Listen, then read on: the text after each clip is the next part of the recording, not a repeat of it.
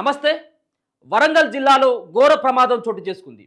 ఒకే కుటుంబానికి చెందినటువంటి నలుగురు కారులో ప్రయాణిస్తున్నటువంటి సందర్భంలో రోడ్డు పక్కన కెనాల్ ప్రవహిస్తున్నటువంటి సందర్భంలో కారు ఒకేసారి అదుపు తప్పి కెనాల్లోకి దూసుకెళ్లడం జరిగింది. దాంట్లో ఒకే కారులో నలుగురు ప్రయాణిస్తున్నటువంటి సందర్భంలో కుటుంబంలో ఉన్నటువంటి కొడుకు, కూతురు, అలాగే ఆ కుటుంబ యజమాని ముగ్గురు సైతం కూడా ఆ కెనాల్లో ఆ కారులో కొట్టుకుపోయి మృతి చెందినటువంటి పరిస్థితి. దాంట్లో ఒకరు మాత్రమే బయటపడడం జరిగింది బ్రతికి. సో ఆమెను అక్కడ ఉన్నటువంటి స్థానికులు తాడు సహాయంతో సమయానికి తాడు అందించడంతో ఆవిడ బయటపడడం జరిగింది. కానీ ఇద్దరు చిన్నపిల్లలు, తన భర్త, ముగ్గురు ఒకే కుటుంబానికి అప్పటి వరకు ఫ్యామిలీతోటి సంతోషంగా గడిపి తన సంబంధించినటువంటి సొంత గ్రామం నుంచి వరంగల్ పట్టణానికి వెళ్తున్నటువంటి సందర్భంలో ఒకేసారి ఆ మూల మలుపు మీద ఉన్నటువంటి కెనాల్లోనికి కారు దూసుకెళ్లడం, అలాగే కారు దూసుకువెళ్ళడం, అలాగే ఆ కాలువలో ఉధృతంగా ఆ కెనాల్ కాలువలో ఎస్ఆర్ఎస్పి కెనాల్లో నిండుగా వాటర్ అంతా ప్రవహించడంతో కారు నీట మునగడం జరిగింది. దాంట్లో నుంచి ఒకరు మాత్రమే బయటపడడం జరిగింది. అప్పటి వరకు నిజంగా సైతం అక్కడ వరంగల్ జిల్లాలో ఉన్నటువంటి తిగరాజుపల్లి, అలాగే కొంకపాక గ్రామాలకి సంబంధించినటువంటి మధ్యలో ఉన్నటువంటి కెనాల్లో ఇది ఇప్పటికీ గతంలో కూడా చాలా ప్రమాదాలు చోటు చేసుకున్నట్టుగా తెలుస్తూ ఉన్నది. అక్కడ ఇంతకుముందు సైతం కూడా అదే సంబంధించినటువంటి కెనాల్లో ఒక కారు బోల్తపడడం, దాంట్లో కూడా ముగ్గురు కూడా చనిపోయినటువంటి పరిస్థితి గతంలో.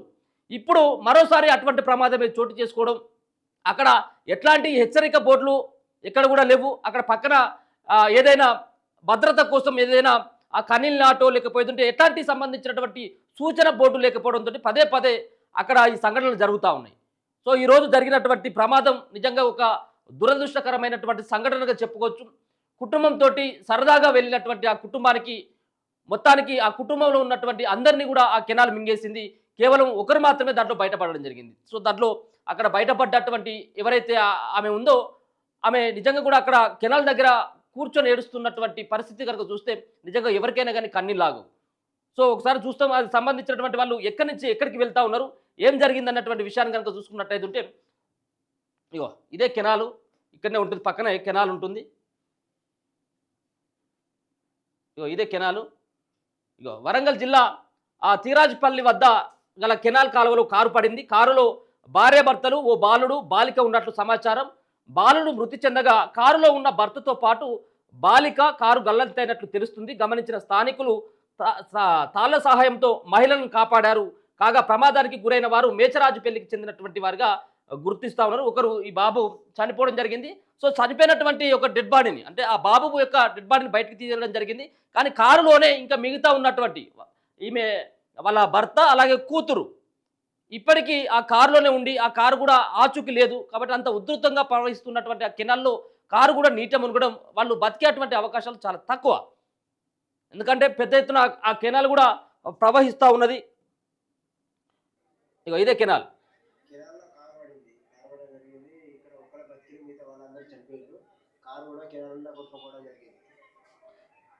సో ఇక్కడ ఇది అక్కడ ఉన్నటువంటి వాళ్ళందరూ కూడా స్థానికులు పెద్ద ఎత్తున కూడా అక్కడికి చేరుకోవడం జరిగింది.